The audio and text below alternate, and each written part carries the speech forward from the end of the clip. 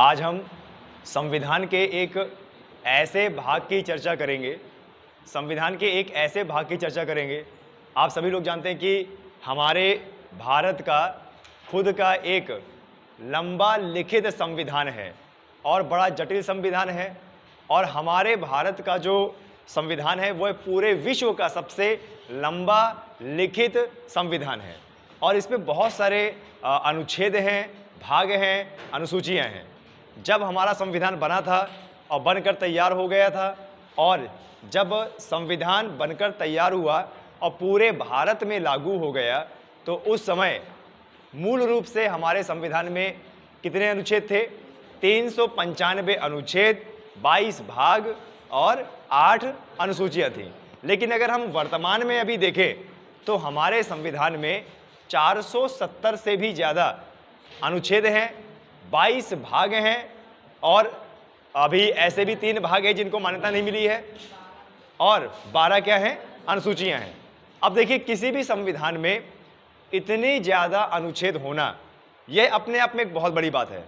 कोई भी संविधान का इतना ज़्यादा अनुच्छेद होना तो ये कहीं ना कहीं दर्शाता है कि संविधान को बड़ी बारीकी से बनाया गया है, नियम और कानून को बड़ी बारीकी से बनाया गया है, हर पहलुओं पे नज़र डाली गई है, एक एक चीज़ को मद्देनज़र रखते हुए पूरे संविधान को बनाया ताकि आगे चल के किसी भी हालत में किसी भी व्यक्ति के मौलिक अधिकार ना हनन हो जाएं।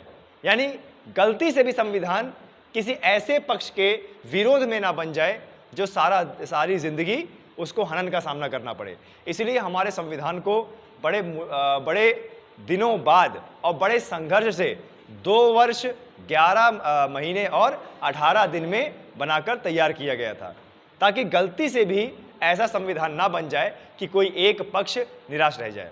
ऐसे तो अगर देखा जाए हमारे संविधान के 22 भाग हैं और 22 भाग भी बहुत ज़्यादा महत्वपूर्ण होते हैं। लेकिन आज जिस भाग की हम चर्चा करने जा रहे हैं वो है संविधान का भाग 4। वो क्या है? संविधान का भाग 4। अब वो जो संविधान का भाग 4 है ये हमारे लिए क्यों इम्पोर्टेंट है ये मैं आपको बताऊंगा। तो संविधान का हमारा भाग 4 जिसको बोलते हैं राज्य के नीति निदेशक तत्व, राज्य के नीति निदेशक या फिर इंग्लिश में बोलते हैं इसको डीपीएसपी। क्या बोलते हैं? डीपीएसपी, डायरेक्टिव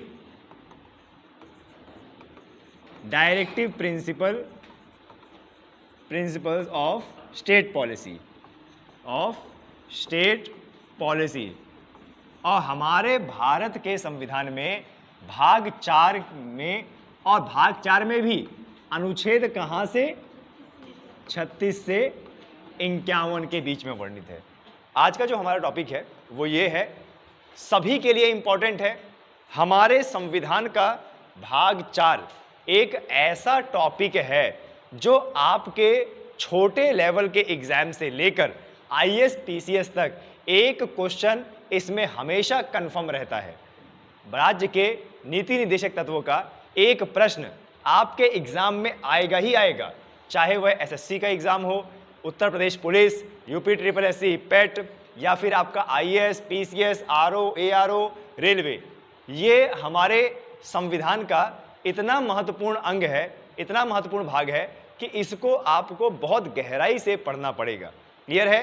तो आज का जो हमारा टॉपिक है वो है क्या? भाग 4, संविधान का भाग 4। और संविधान के भाग 4 में कितने अनुच्छेद हैं? अनुच्छेद 36 से लेकर अनुच्छेद 51 तक। और इसको हम बोलते हैं राज्य के नीति निदेशक तत्व, और इंग्लिश में अगर बोलेंगे तो DPSP, directive principle of state policy, ये इसको बोला जाता है।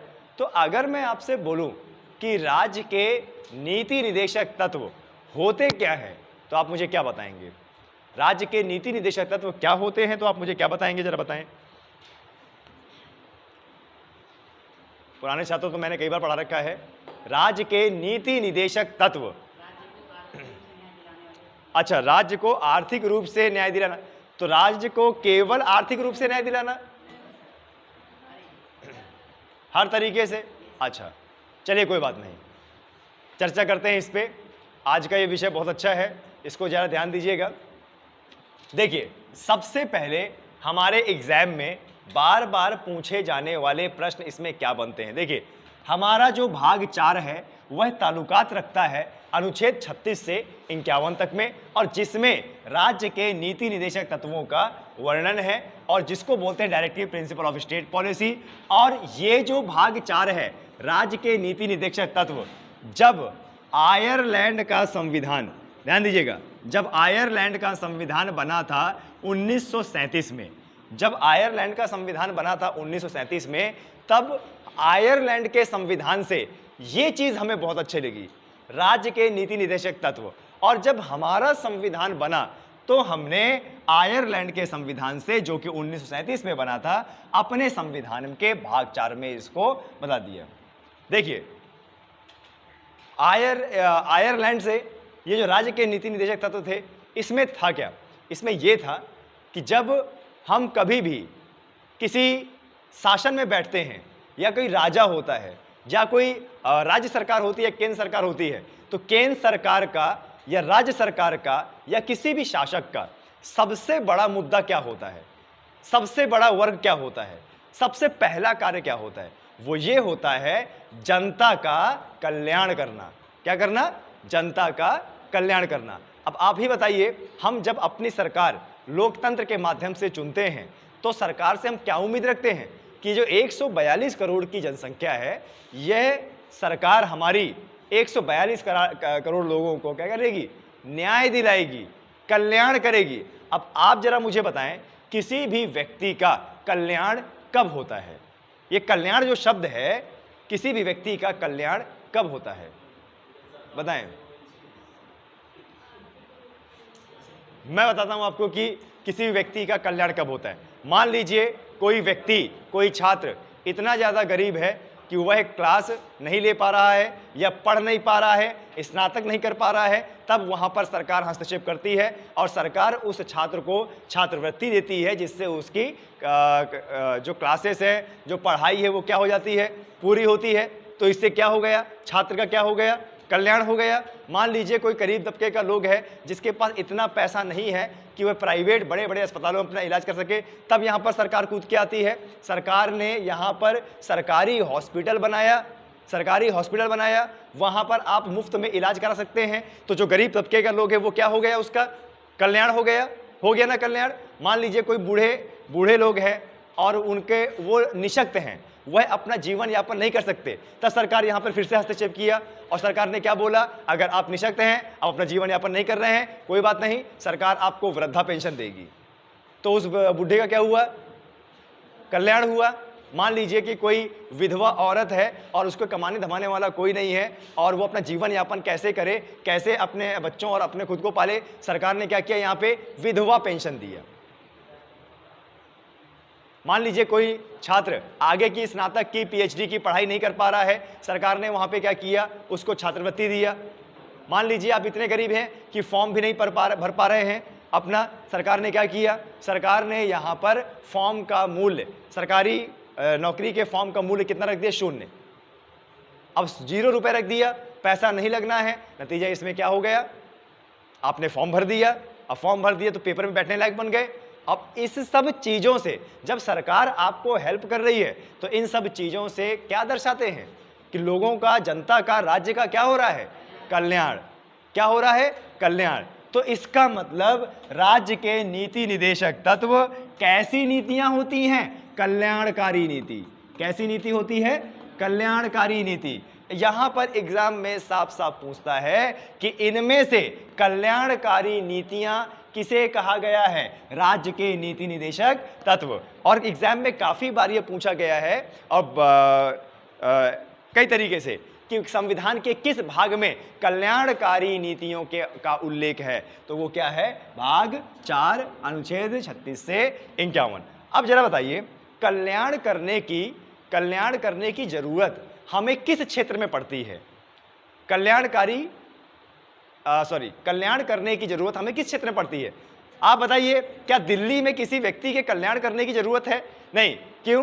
क्योंकि दिल्ली इतना डेवलप है, कोई भी व्यक्ति जो अनपढ़ भी होगा ना, वो वहां पर इतने ज्यादा उद्योग धंधे हैं कि वो वहां पर काम करके अपना जीवन यापन आसानी से कर सकता है। तो जरा आप ही बताएं, अगर वो आसानी से अपना जीवन यापन कर रहा है तो सरकार को उसका कल्याण करने की जरूरत नहीं है। तो कल्याण किस व्यक्ति की करने की जरूरत है? आप जरा मुझे बताएं। जो व्यक्ति गरीब है, और अत्यधिक गरीब व्यक्ति हमें कौन से क्षेत्र में देखने को मिलते हैं? ग्रामीण क्षेत्र में। क्या मिलते हैं? ग्रामीण क्षेत्र में। अभी आप देख लीजिए, हमारा चित्रकूट करवी ये ग्रामीण क्षेत्र है। बताएं, ये ग्रामीण क्षेत्र है, और यहां पर आपको जो गरीबी है, गरीबी रेखा से नीचे, गरीबी रेखा से ऊपर लोग मिल जाएंगे। सरकार एक कार्ड बनाती है ना, राशन कार्ड, गरीबी रेखा से नीचे जीवन यापन करने वाले, गरीबी रेखा से ऊपर जीवन यापन करने वाले, है ना। ऐसा क्यों करती है सरकार? ऐसे लोगों को सरकार चिन्हित करती है जो गरीबी रेखा से नीचे जीवन यापन कर रहे हैं, ताकि उनको क्या सरकार मुहैया करा सके, हेल्प मुहैया करा सके, सहायता मुहैया करा सके, कल्याण कर सके उनका। यानी राज्य के नीति निदेशक तत्व में जो नीतियां होती हैं, वो कैसी नीतियां होती हैं? कल्याणकारी नीति। अब प्रश्न ऐसे बनता है कि राज्य के नीति निदेशक तत्व इनमें से क्या हैं? ऑप्शन दे देगा, राज्य के नीति निदेशक तत्व इनमें से क्या हैं? तो उसमें एक ऑप्शन होगा कल्याणकारी नीति। कल्याणकारी नीति, तो ये आपको लगाना है। गांधी जी ने एक सपना देखा था कि जब हमारा देश आजाद हो जाए और हमारी लोकतांत्रिक सरकार बन जाए, तो सरकार को सबसे पहले विकास कहां से करना चाहिए? गांव से। क्योंकि भारत कहां बसता है? गांव बसता है। अगर हमारी सरकार विकास किसी गांव से शुरू कर देगी, तो इससे क्या होगा? गांव विकसित होगा। अब गांव एक बार विकसित हो गया तो शहर को विकसित करने की जरूरत नहीं है। ठीक है। अब जैसे अगर मैं आपको बताऊं, कैसे सरकार मेडिकल कॉलेज खोलती है, बड़ी बड़ी यूनिवर्सिटी खोलती है, फैक्ट्री खोलती है, यूनिवर्सिटियां खोलती है, उद्योग धंधे खोलती है, लेकिन सरकार अधिकतर शहर में ये सब खोलते हैं। आप ही जरा बताएं, अगर एक फैक्ट्री ग्रामीण क्षेत्र में खोल दिया जाए तो गांव के ग्रामीण लोग उस फैक्ट्री में काम करने का मौका मिलेगा?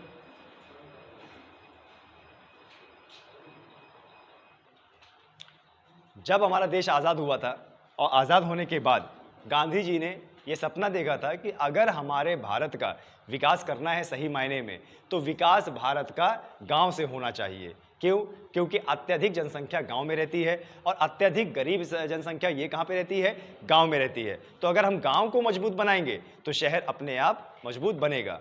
और मैं एग्जाम्पल दे रहा था आपको कि जैसे अगर कोई फैक्ट्री, कोई स्कूल, कोई यूनिवर्सिटी, कोई मेडिकल कॉलेज अगर वह गांव के क्षेत्र में खोला जाएगा, तो गांव के लोग को शिक्षा मिलेगी, गांव के बच्चे मेडिकल क्लासेस लेंगे, मेडिकल के स्टूडेंट बनेंगे। अगर कोई फैक्ट्री वहां पे खोली जा रही है, तो वहां के जो लोग हैं वो अपने गांव से बाहर ना जाके उसी गांव में उस फैक्ट्री के अंदर कार्य करेंगे। नतीजा, उनका जो एक पैसा वेस्ट होता है वो बचेगा, अपने घर के पास रहेंगे, तो घर में काम भी मिल जाएगा और घर के लोगों को वह सपोर्ट भी करेंगे। ये सपना देखा था गांधी ने। और कल्याणकारी नीति भी यही कहती है कि किसी भी व्यक्ति को, ये राज्य के नीति निदेशक तत्व भी यही कहते हैं कि किसी भी व्यक्ति को बाहर कहीं दूसरी जगह जाने की जरूरत नहीं है। सरकार ऐसे कदम उठाएगी कि वह अपने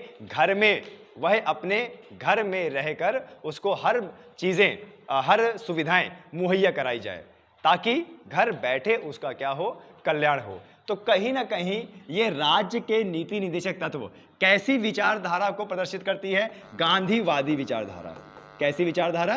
गांधीवादी विचारधारा को प्रदर्शित करती है। यहां पर एक प्रश्न बना था कि राज्य के नीति निदेशक तत्व इनमें से किसकी विचारधारा को प्रदर्शित करते हैं? वो क्या है? महात्मा गांधी। वो क्या है? हमारे महात्मा गांधी। ठीक है। कहां से लिया है हमने राज्य के नीति निदेशक तत्व? आयरलैंड से। कहां से लिया है? आयरलैंड से। आयरलैंड का संविधान कब बना है? 1937 में। हमारे भारत का संविधान कब बनकर तैयार हुआ है? 26 नवंबर 1949। अच्छा, लागू कब हुआ है बताइए? 26 जनवरी 1950। टोटल कितने दिन लगे हैं? 2 वर्ष और 11 महीने और 18 दिन। ठीक है। संविधान का निर्माण किसने किया है? संविधान सभा ने। संविधान का निर्माण किसने किया? संविधान सभा ने। ठीक है, भाग 4 में हम देखिए, संविधान के भाग 4 में जो राज्य के नीति निदेशक तत्व वर्णन किए गए हैं, इनको अनुच्छेद 36 से लेकर अनुच्छेद 51 तक में वर्णित किया गया है। ठीक है, राज्य के नीति निदेशक तत्व सरकार को अपने व्यवस्था के अनुकूल, अपने बजट के अनुकूल सरकार राज्य में लागू करने की व्यवस्था की गई है। देखिए, एक है राज्य के नीति निदेशक तत्व, एक है मौलिक अधिकार। भारत में शिक्षा पाना आपका मौलिक अधिकार है कि नहीं? भारत में शिक्षा पाना आपका एक मौलिक अधिकार है। भारत, अगर आप भारतीय हो तो भारत में रहना मौलिक अधिकार है। भारत के अंदर अगर आप भारतीय हो, रोजगार करना एक मौलिक अधिकार है कि नहीं? और भारत में ही साफ सुथरे माहौल में रहना, ये आपका एक मौलिक अधिकार है।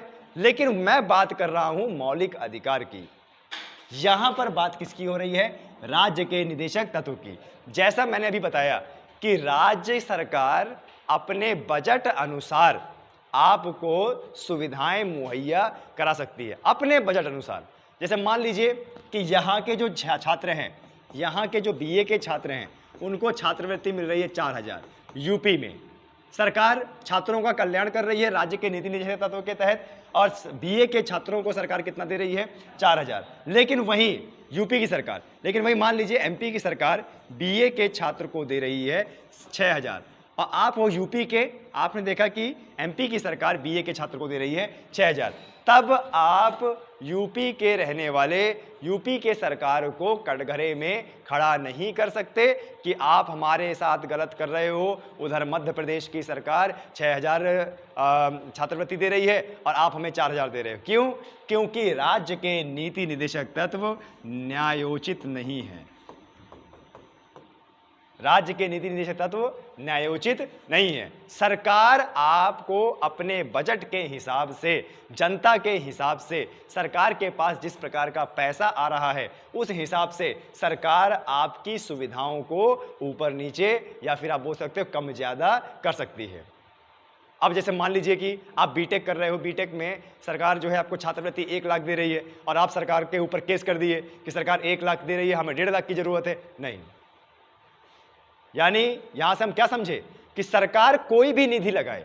अब जैसे वृद्धा पेंशन है, सरकार जैसे मान लीजिए वृद्धा पेंशन 600 रुपये महीना दे रही है, किसी वृद्ध को 600 रुपये महीना दे रही है, तो वो वृद्ध सरकार को कटघरे में नहीं खड़ा कर सकता, न्यायालय में नहीं ले सकता कि भैया आप जो है 300 रुपये 600 रुपये दे रहे हो, क्यों दे रहे हो, हमको तो 8,000 रुपये की जरूरत है। सरकार, मैंने क्या बताया, सरकार अपने बजट के हिसाब से, सरकार अपने बजट के हिसाब से सुविधाएं मुहैया करा सकती है और सरकार कोई भी नीति निदेशक तत्व राज्य में लागू कर सकती है और कितना भी पैसा कम या ज़्यादा दे सकती है और कल्याणकारी नीतियों में कुछ कटौती कर सकती है। आप सरकार के ऊपर केस नहीं कर सकते क्योंकि ये न्यायोचित नहीं है। संविधान में साफ साफ कहा गया है कि राज्य के नीति निदेशक तत्व कि भारत के किसी भी अदालत में न्यायोचित नहीं है। आप सरकार के ऊपर केस नहीं कर सकते। क्यों नहीं कर सकते? आप सरकार के ऊपर केस इसलिए नहीं कर सकते क्योंकि सरकार अपने बजट के हिसाब से सुविधाएं मुहैया करा रही है। अभी मैं आपको एग्जांपल देता हूं। जैसे मान लीजिए गोवा है, गोवा राज्य छोटा है, जनसंख्या भी वहां पे कम है, और आप उत्तर प्रदेश की बात करें, उत्तर प्रदेश राज्य बड़ा है, जनसंख्या बहुत ज़्यादा है, करोड़ों में जनसंख्या है, 25-30 करोड़ जनसंख्या है। तो आप जरा बताइए, सरकार को तो सबको ध्यान देना है, तो कौन सी सरकार ज़्यादा सक्षम हो पाएगी अपने लोगों को सुविधाएं मुहैया कराने में? गोवा की सरकार, क्योंकि जनसंख्या वहां पे क्या है, कम है। अब बजट उनके पास ज़्यादा है। अब हमारे पास बजट ज़्यादा तो है उत्तर प्रदेश में, लेकिन यहाँ पर करोड़ों की जनसंख्या भी है और भारत के हर व्यक्ति का ये मौलिक अधिकार है कि सरकार की सुविधाएं उस तक पहुंचे। अब देखिए, जहां पर करोड़ों लोगों की बात हो जाती है वहां पर थोड़ा सा सिस्टम क्या है, डाउन हो जाता है। यही कारण है कि आप इसको न्यायोचित नहीं ठहरा सकते। यानी सरकार की जो भी नीतियां चल रही हैं, सरकार की जो भी कल्याणकारी नीति चल रही है, आप सरकार की कल्याणकारी नीतियों को लेकर सरकार को कटघरे में खड़ा नहीं कर सकते। किसमें? राज्य के नीति निदेशक तत्व में। हाँ, अगर आपके मौलिक अधिकार का हनन हुआ है तब आप किसी भी व्यक्ति सरकार को कटघरे में खड़ा कर सकते हो। किसके तहत? आर्टिकल 32 और आर्टिकल 226 के तहत। आए समझ में? अच्छा, यहां पर काफी बार यह भी पूछा गया है कि राज्य के नीति निदेशक तत्वों में किनकी विचारधारा का प्रावधान किया गया है? तो वो क्या थे? गांधी जी। कौन थे? गांधी जी। कि गांधी जी ने जिस प्रकार से सोचा था कि भारत को किस प्रकार विकास करना है, भारत को एक नए मॉडल पे कैसे लाना है, वो था ग्रामीण, गांव से संबंधित था। क्लियर है? आया आप लोगों को समझ में? अब देखो, यहीं से ही आपके बहुत सारे प्रश्न बन गए। अभी तो हमने इसको चालू नहीं किया है पूरा अच्छे तरीके से, यहीं से ही आपका अच्छा खासा लेक्चर बन गया और क्वेश्चन भी बन गए कि संविधान के भाग 4 में क्या वर्णित है? राज्य के नीति निदेशक तत्व। राज्य के नीति निदेशक तत्व कौन से भाग में वर्णित है? भाग 4 में। कौन से अनुच्छेद में वर्णित है? अनुच्छेद 36 से 51। अनुच्छेद 36 से 51 में क्या वर्णित है? राज्य के नीति निदेशक तत्व। इनमें से कौन से न्यायोचित नहीं है? ऐसे बोल देगा संविधान में, इनमें से क्या न्यायोचित नहीं है? राज्य के नीति निदेशक तत्व। राज्य के नीति निदेशक तत्व हमने कहां से लिया है? आयरलैंड से। कहां लिया है? आयरलैंड से। राज्य के नीति निदेशक तत्व में किसकी विचारधारा झलकती है? गांधी जी की। गांधी जी का सपना क्या था? कि कल्याणकारी नीति लागू हो और देश का विकास की इकाई कहां से हो? गांव से। अब देखो, इतने सारे प्रश्न बन गए। मैं चैलेंज के साथ कहता हूं, जितने भी एग्जाम अभी आप दोगे, देखिए अभी आप लोग बहुत सारे एग्जाम भर रहे हो, CISF का, उत्तर प्रदेश पुलिस, BSF, जितने भी हो, इसका क्वेश्चन एक ना एक बनेगा, आप खुद बताओगे अभी। अब हम इसके धीरे धीरे एक एक अनुच्छेद को समझते हैं।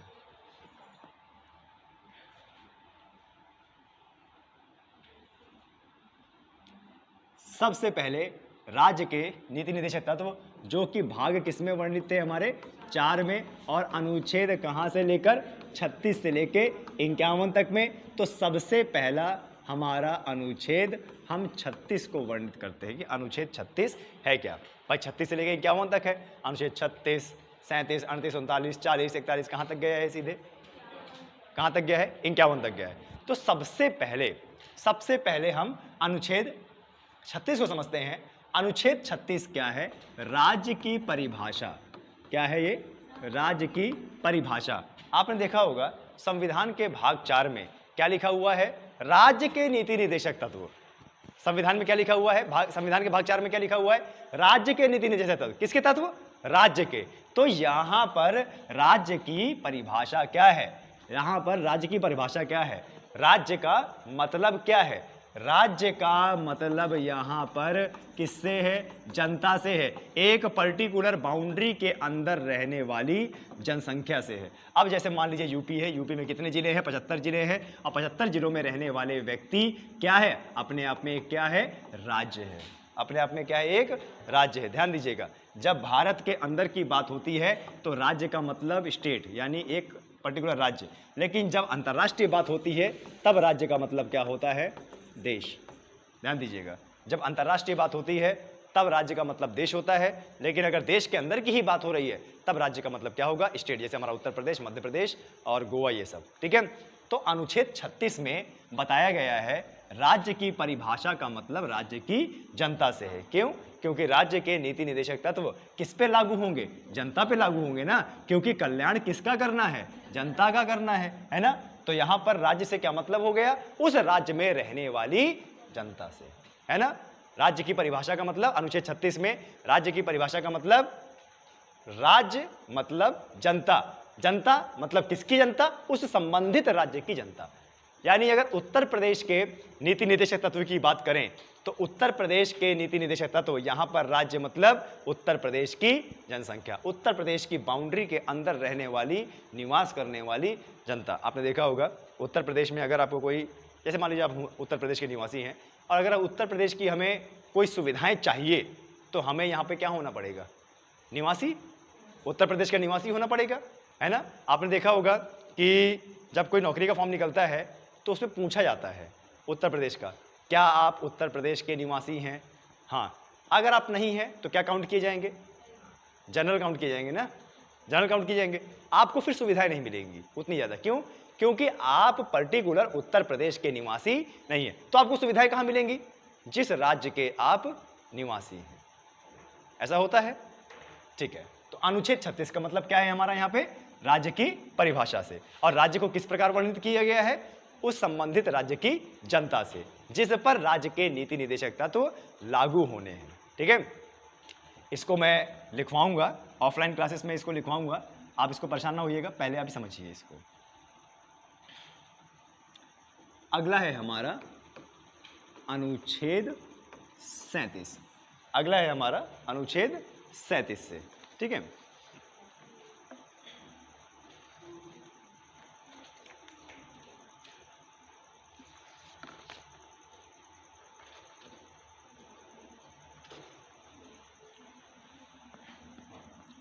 अनुच्छेद 37 बहुत बड़ा है। अनुच्छेद 37 थोड़ा सा मौलिक अधिकारों की झलक दिखाता है। ये अनुच्छेद 37 हमारा थोड़ा सा मौलिक अधिकारों की झलक दिखाता है। अनुच्छेद 37 कहता है कि ये जो हमारे डीपीएसपी हैं, ये जो हमारे डीपीएसपी हैं, ठीक है, डीपीएसपी के हनन होने पर, डीपीएसपी के हनन होने पर आप क्या नहीं कर सकते, न्यायालय नहीं जा सकते, यानी डीपीएसपी हमारे न्यायोचित नहीं है। ठीक है, अभी जैसे आपको बता दें, जैसे आप लोग छात्र हो, आपने कहीं ना कहीं स्कूल में फॉर्म भर रखा होगा, कॉलेज में और यूनिवर्सिटी में फॉर्म भर रखा होगा, तो जब छात्रवृत्ति का फॉर्म डालते हैं, क्या सभी छात्रों की आ जाती है छात्रवृत्ति? नहीं ना। अब मान लो जिसकी नहीं आई है छात्रवृत्ति, तो उसका हो सकता है कुछ ना कुछ कारण हो सकता है डॉक्यूमेंट पूरे ना हो सकता है फॉर्म भरने में गलती हो गई हो सकता है कि वह गरीबी रेखा से ऊपर हो सकता है उसके पापा गवर्नमेंट सर्विस में हो, तो ऐसे छात्रों में की छात्रवृत्ति नहीं आती है। अब आपकी अगर छात्रवृत्ति नहीं आई है, तब आप सरकार को कटघरे में खड़ा नहीं कर सकते। आए समझ में? तो अनुच्छेद 37 हमारा क्या कहता है, राज्य के नीति निदेशक तत्व न्यायोचित नहीं है। राज्य के नीति निदेशक तत्वों को लेकर आप अपने अधिकारों का हनन नहीं बता सकते। देखिए, हनन का शब्द देखो, मौलिक अधिकारों का हनन का शब्द, जब भी हनन का शब्द होगा ना, तो इसका ताल्लुकात हमारे मौलिक अधिकार से है, जो कि हमारा क्या है, न्यायोचित है। मौलिक अधिकार हमारा क्या है, न्यायोचित है। किसी भी भारत के किसी भी व्यक्ति का अगर मौलिक अधिकार हनन होता है, तो वह भारत के किसी भी न्यायालय में न्याय पाने के लिए जा सकता है, क्योंकि संविधान ने यह ताकत दी है कि जो भी आपके 6 मौलिक अधिकार हैं, उस 6 मौलिक अधिकार में से किसी का भी एक हनन होता है, तो अनुच्छेद 32 के तहत आप कहाँ जा सकते हैं, सुप्रीम कोर्ट। अनुच्छेद 32 के तहत कहा जाता है सुप्रीम कोर्ट, और आर्टिकल 226 के तहत आप कहाँ जा सकते हैं, हाई कोर्ट, डायरेक्टली। यानी अगर आपको निचली अदालतों में न्याय नहीं मिल रहा है, तो आप डायरेक्टली आर्टिकल 32 का इस्तेमाल कीजिए और जाइए सुप्रीम कोर्ट, और डायरेक्टली 226 का इस्तेमाल करके हाई कोर्ट जाइए। लेकिन यहाँ पर राज्य के नीति निदेशक तत्वों में आप हनन शब्द को हटा दीजिए। मान लीजिए किसी वृद्धा को वृद्धा पेंशन नहीं आ पाई किसी भी कारणवश, तो वह सरकार के ऊपर केस नहीं कर सकती। ये बहुत बड़ा पॉइंट है, और आपको बता दें, सरकार इस पॉइंट की वजह से हमेशा बचने की कोशिश करती है। भाई सरकार चाहती है ना, ऐसे नेता हो जाते हैं, ऐसी नीतियां हो जाती हैं कि भाई मान लीजिए कई लाख करोड़ रुपए छात्रों के अकाउंट में डालना है। सरकार तो चाहती है ना कि किसी न किसी का अकाउंट खराब हो जाए, ताकि वो पैसा किसका हो जाए, फिर सरकार का हो जाए, इतना पैसा देना ना पड़े, सरकार तो चाहती है। ऐसा करके राज्य के नीति निदेशक तत्वों में सरकार पैसा खर्च करने से बचती है। ठीक है, तो ये था हमारा जो है अनुच्छेद 37। अब हम करते हैं अपना जो है अनुच्छेद 38। ठीक है, अनुच्छेद 38 हमारे वास्तविक नीति निदेशक तत्व कहाँ से शुरू होते हैं, 38 से। हमारे जो वास्तविक नीति निदेशक तत्व हैं, ये कहाँ से शुरू होते हैं, हमारे 38 से। ध्यान दीजिएगा, आपको एग्जाम में पूछ सकता है कि भाग 4 में जो नीति निदेशक तत्व वर्णित हैं, अगर हम वास्तविक नीति निदेशक तत्वों की बात करें तो वो कहां से वर्णित हैं, कहां से वर्णित हैं, अनुच्छेद 38 से लेके कहां तक, 51 तक। ठीक है, अब आते हैं हमारा अनुच्छेद 38। अनुच्छेद 38 कहता है, अनुच्छेद 38 राज्य सरकार को यह निर्देश देता है कि समाज कल्याण के लिए, ध्यान दीजिएगा, समाज कल्याण के लिए राज्य सरकार नीति निदेशक तत्वों को लागू करेगी। समझिएगा ध्यान से, अनुच्छेद 38 क्या बोलता है? जो राज्य सरकार है, ठीक है, जो राज्य सरकार है वह किसके लिए? समाज कल्याण के लिए। किसके लिए? समाज कल्याण के लिए क्या लागू करेगी? नीति निदेशक तत्व। या फिर सरकार ऐसी व्यवस्था करेगी, सरकार अपने राज्य में आर्टिकल 38 के तहत ऐसी व्यवस्था करेगी जिससे क्या होगा? समाज कल्याण होगा। अब समाज कल्याण के लिए सरकार क्या करेगी जरा बताइए? वृद्धा पेंशन देगी, ठीक है, और क्या देगी बताइए? छात्रवृत्ति देगी, और क्या देगी? स्कूल कॉलेज खुलवाएगी, और क्या देगी बताइए? शिक्षा करवाएगी, और क्या बताएगी? स्वास्थ्य संबंधी जैसे क्या? हॉस्पिटल, जैसे क्या? हॉस्पिटल खुलवाएगी, है ना, प्रसूति सहायता देगी, ठीक है, और जो बच्चे हैं, छोटे बच्चे हैं जिनका लालन पालन नहीं हो पा रहा है, उनके लिए आंगनवाड़ी खुलवाएगी। इससे क्या होगा?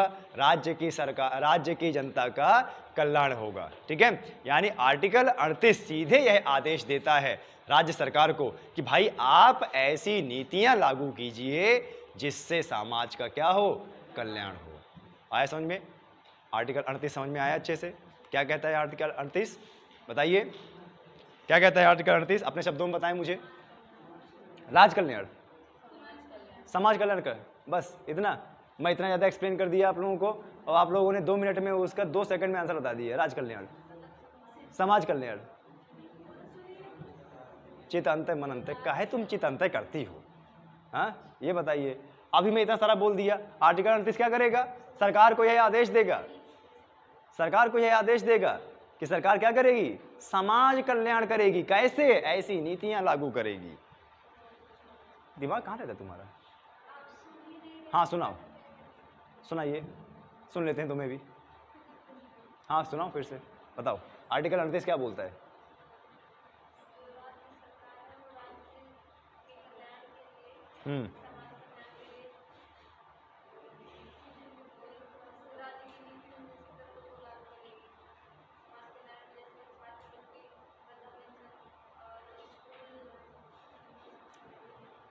वो तो उदाहरण है, वो तो उदाहरण है। सिंपल सा देखो, इतना जटिल बनाने की जरूरत नहीं है। सिंपल सी भाषा में बताइए। आर्टिकल 38 सरकार को यह आदेश देता है कि सरकार ऐसी व्यवस्था करे जिससे समाज कल्याण हो। बस हो गया। सरकार ऐसी नीति लागू करे जिससे समाज कल्याण हो। अब तुम आर्टिकल अनुच्छेद 38 में सीधे बोल दो सर समाज कल्याण। पहाड़ी किधर? भागो इधर। ऐसा नहीं होता है, ठीक है। देखिए संविधान का जब आता है ना क्या बोलते हैं पेपर, तो वहां पे शब्दों से खेला जाता है।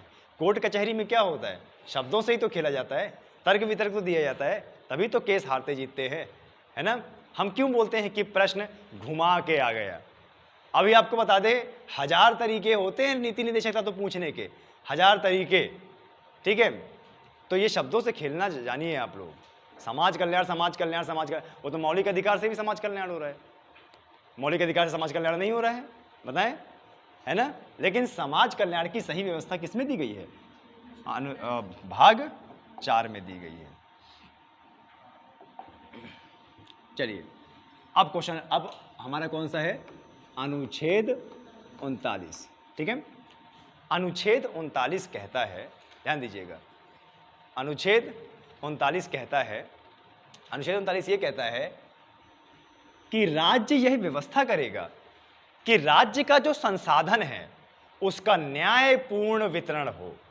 अनुच्छेद 39 ये कहता है कि राज्य का जो संसाधन है उसका न्यायपूर्ण वितरण हो। अब न्यायपूर्ण वितरण का मतलब क्या होता है?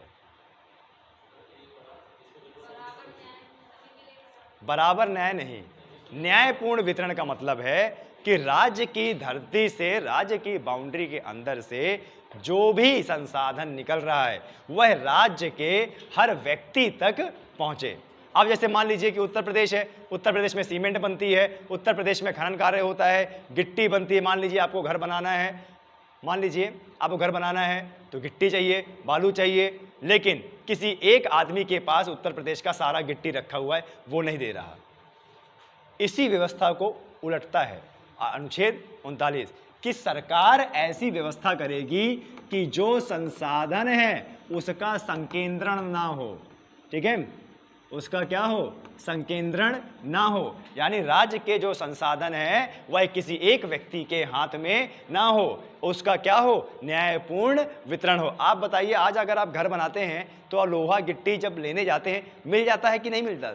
ऐसा तो नहीं है ना कि कोई एक ही आदमी दबा के बैठा हुआ है, एक ही आदमी अपना घर बनवा रहा है, एक ही आदमी के पास ही लोहा है, नहीं है ना। सोना चांदी जो भी चीज आप खरीदने जाते हो तो आपको क्या बोलते हैं, वो संसाधन मिलता है। यानी सरकार आर्टिकल 39 के तहत यह व्यवस्था करेगी कि राज्य में जो भी संसाधन उपलब्ध हो रहा है वह राज्य के हर व्यक्ति को न्यायपूर्ण मिले। अच्छा, न्यायपूर्ण का मतलब क्या होता है? जितनी उसे जरूरत हो उतना मिले। अब जैसे मान लीजिए आपको दो ट्रक गिट्टी की जरूरत है, मिला आपको एक ही, तो यहाँ पे न्याय तो नहीं हुआ। न्याय का मतलब क्या? जितना आपको जरूरत हो उतना मिले। हाँ, कभी कभी सरकार संसाधनों की कमी की वजह से रोकथाम लगा सकती है। मान लीजिए संसाधन की कमी है, सरकार ने क्या कर दिया, कम कर दिया। अरे सन 2016 ना, 16 का ही याद कर लीजिए, डीमोनेटाइजेशन जब हुआ था तो सरकार ने एक बार में एक व्यक्ति एक दिन में कितना पैसा निकाल सकता था? 2000 रुपये। याद है ना? यहाँ पे एटीएम में बड़ी लंबी लंबी लाइन लगती रही होगी, हम लोग दिल्ली में लाइन लगाते थे। क्यों? क्योंकि सरकार के पास मुद्रा उस समय क्या थी, कम थी, लेकिन वितरण करना है सबको तो सरकार ने क्या किया, लिमिट लगा दिया। लेकिन फिर भी एक न्यायपूर्ण वितरण हुआ। हर व्यक्ति कितना निकाल सकता था? 2000। उस समय बड़ा मारा मारी चला करती थी, एक आदमी 6-6, 7-7 एटीएम लेके आ जाया करता था, है ना। इस डीमोनेटाइजेशन से सबसे ज़्यादा दिक्कत महिलाओं को हुई। क्यों? क्योंकि उन्होंने जहाँ कहीं भी अपना पैसा छुपा रखा था, अब बदल तो सकते नहीं थे, है ना। अच्छा लंबा घाटा गया होगा और बद्दुआएं दी होंगी हमारे मोदी जी को कि तुझे आज ही करना था, कुछ दिन और रुक लेते। अनुच्छेद 39 क्या कहता है? संसाधनों का न्यायपूर्ण वितरण। ठीक है।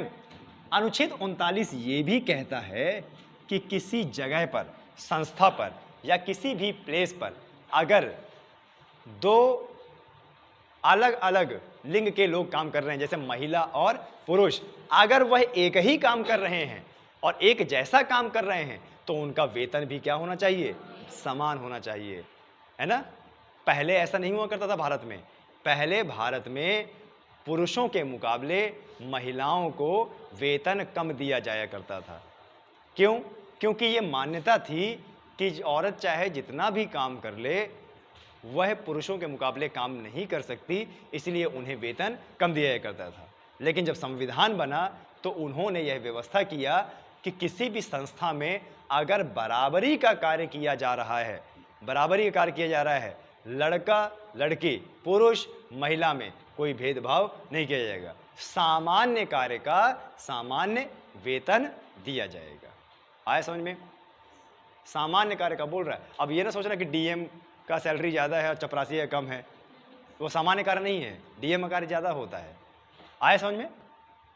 अनुच्छेद 39 समझ में आया?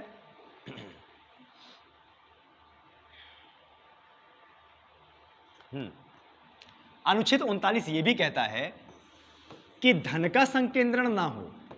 ठीक है, धन का संकेंद्रण ना हो, राज्य का पैसा किसी एक व्यक्ति के पास इकट्ठा ना हो, राज्य का पैसा न्यायपूर्ण सभी लोगों के पास पहुंचे। इसका कहने का मतलब ये है कि जैसे बहुत बड़े बड़े अमीर लोग हो जाते हैं, जैसे मान लीजिए कि पूरे उत्तर प्रदेश में चित्रकूट में एक ही व्यक्ति सिर्फ दुकान चला रहा है, एक ही व्यक्ति, बाकी को चलाने के लिए मना कर दिया। तो एक व्यक्ति अगर दुकान चला रहा है तो उत्तर चित्रकूट का पैसा कहाँ जाएगा? एक ही व्यक्ति के पास जाएगा। ऐसा नहीं करना है। धन का संकेंद्रण किसी एक व्यक्ति के पास नहीं होना चाहिए, जबकि धन का संकेंद्रण न्यायपूर्ण सभी के साथ होना चाहिए। आपको दुकान खोलना है, जनता का पैसा लूटना है, आप लूटिए। आपको कोई बिजनेस करना है, बिजनेस करने से क्या होता है भाई, जनता का पैसा आपके पास आता है ना, जनता का पैसा आपके पास आता है, बदले में आप क्या देते हो, सर्विस देते हो उसे, प्रोडक्ट देते हो उसे, या जो भी आपका शॉप चला रहे हो वो प्रोडक्ट उसे देते हो, यानी कहीं ना कहीं वो प्रोडक्ट देने से वहां का पैसा आपके पास आ रहा है। तो ऐसा पैसा किसी एक व्यक्ति के पास नहीं आना चाहिए। कहने का मतलब किसी एक व्यक्ति को बिजनेस करने का अधिकार नहीं है, बल्कि सबको बिजनेस करने का अधिकार है। यहां तक समझ में आया? इसके बाद बढ़ेंगे हम अनुच्छेद 40 में, लेकिन अनुच्छेद 40 इतना ज़्यादा इम्पॉर्टेंट है, ठीक है, जो इतनी बार आया है, इसका अलग से एक लेक्चर लेना पड़ेगा। तो अभी इसको बंद कर दीजिए।